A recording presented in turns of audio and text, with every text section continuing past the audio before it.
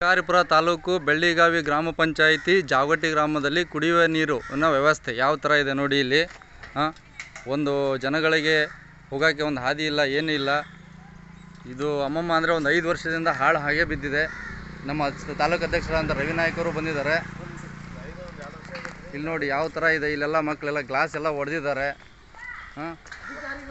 ಅಧಿಕಾರಿಗಳು ನಿರ್ಲಕ್ಷ್ಯದಿಂದ ಈ ಥರ ಆಗಿದೆ. ಇದು ಗ್ರಾಮೀಣ ಕುಡಿಯುವ ನೀರು ಮತ್ತು ನೈರ್ಮಲ್ಯ ಇಲಾಖೆಯಿಂದ ಒಂದು ಬೋರ್ಡ್ ಇಲ್ಲ, ಏನಿಲ್ಲ. ಇವಾಗ ಬಂದು ರೀಸೆಂಟಲ್ಲಿ ತಗಡು ಹಾಕಿ ಹೋಗಿದ್ದಾರೆ. 1-2 ತಿಂಗಳಿಂದ ಹಾಗೆ ಇತ್ತಿದ್ದು. ಒಳಗಡೆ ನೋಡೋಣ ಯಾವ ಥರ ವ್ಯವಸ್ಥೆ ಇದೆ ಅಂತ ಅಂದು ನೋಡಿ. ಇಲ್ಲೆಲ್ಲ ಗ್ಲಾಸ್ ಎಲ್ಲ ಹೊಡೆದಿದೆ. ಗ್ಲಾಸ್ ಪ್ರತಿಯೊಂದು ಲಕ್ಷಾಂತರ ಖರ್ಚು ಮಾಡಿ ಕುಡಿಯೋ ನೀರನ್ನು ಹಳ್ಳಿ ಜನಕ್ಕೆ ಯಾವ ಥರ ಗ್ರಾಮ ಪಂಚಾಯತಿ ಅಧಿಕಾರಿಗಳು ಯಾವ ಥರ ನಿರ್ಲಕ್ಷ್ಯದಿಂದ ಇದ್ದಾರೆ ಅಂತ.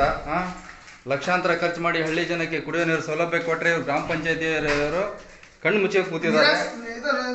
ಈಗ ನೋಡಿ, ನಮ್ಮ ಸ್ವಲ್ಪ ಅಧ್ಯಕ್ಷರು ಮಾತಾಡ್ತಾರೆ. ಇದ್ರ ಬಗ್ಗೆ ಸ್ವಲ್ಪ ಮಾತಾಡಿ. ಅಧ್ಯಕ್ಷ ರವಿನಾಯಕ್ ಅವರು ಅಂತ.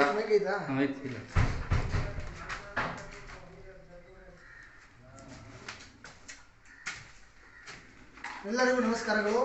ಕರ್ನಾಟಕ ರಕ್ಷಣಾ ವೇದಿಕೆ ಶಿಕಾರಿಪುರ, ಶಿವಮೊಗ್ಗ ಜಿಲ್ಲೆ. ಇವತ್ತು ನಾವು ತಳಗುಂದ ಹೋಬಳಿ ಮತ್ತೆ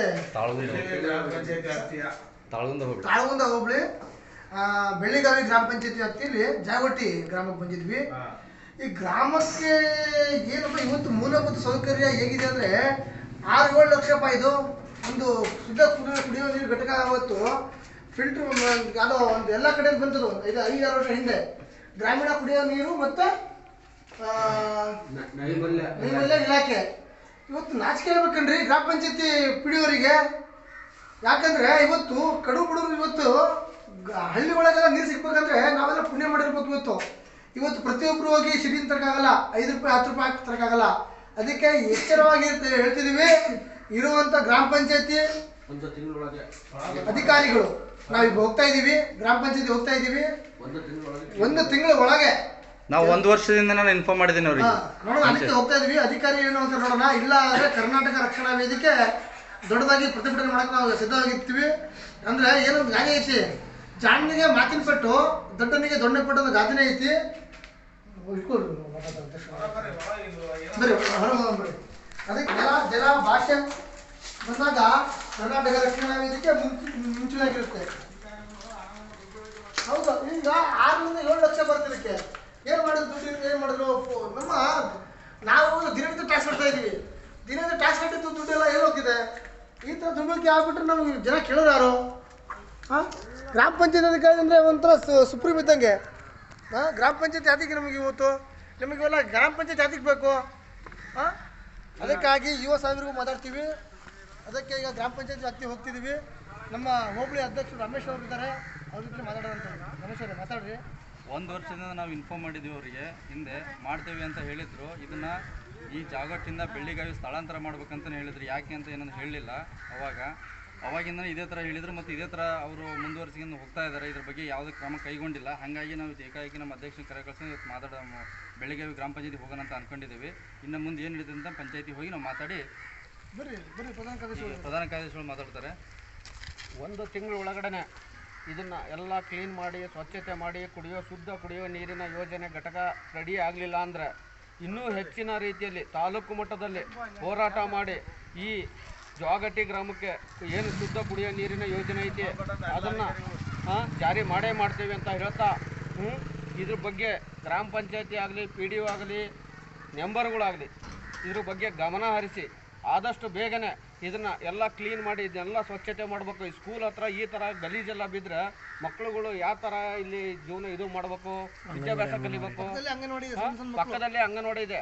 ಸಣ್ಣ ಮಕ್ಕಳು ಅಂಗನವಾಡಿಗೆ ಬರ್ತಾ ಇದ್ದಾರೆ. ಅಂಗನವಾಡಿಗೆ ಸಣ್ಣ ಮಕ್ಕಳು ಬರ್ತಾ ಇದ್ದಾರೆ. ಅವರಿಗೂ ಕೂಡ ಕುಡಿಯೋ ನೀರಿನ ಯೋಜನೆ ಇದು ಪ್ರತಿಫಲ ಆಗಬೇಕು ಅಂದರೆ ಎಲ್ಲರಿಗೂ ಕುಡಿಯೋ ನೀರಿನ ಅವಶ್ಯಕತೆ ಇದೆ. 5 ರೂಪಾಯಿ ಕುಡಿಯೋ ನೀರು, ಶುದ್ಧ ಕುಡಿಯೋ ನೀರು 20 ಲೀಟ್ರ್ ಸಿಗುತ್ತೆ. ಅದೇ ಸಿಟಿಗಳಲ್ಲೆಲ್ಲ ಹೋಗಿ ತರೋಕ್ಕಾಗಲ್ಲ. ಅದಕ್ಕೋಸ್ಕರ ಗಮನ ಹರಿಸಿ ಮಾತಾಡಬೇಕು ಅಂತ ಹೇಳಿ ಇದ್ರ ಬಗ್ಗೆ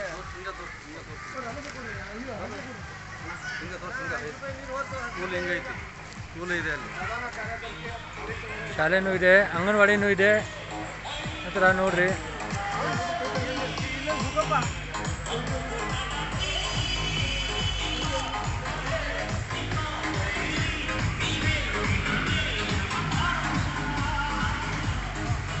ಈ ಪಾಪಿ ನೀರು ಹೋಗ್ತಾ ಇದೆ ಸರ್, ಜನ ನೀರಿಲ್ಲ ಅಂತ ಇದು ಮಾಡ್ತಾರೆ ಕುಡಿಯೋಕ್ಕೆ ನೋಡಿ.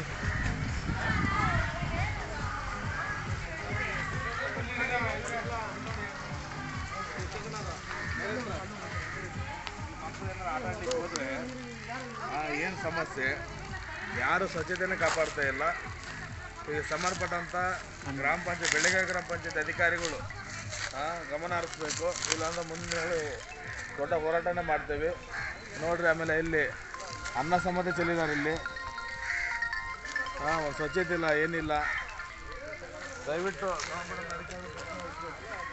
ಇಲ್ಲಾಂದರೆ ಮುಂದಿನ ದಿನಗಳಲ್ಲಿ ದೊಡ್ಡ ಹೋರಾಟ ನಡೆಯುತ್ತೆ.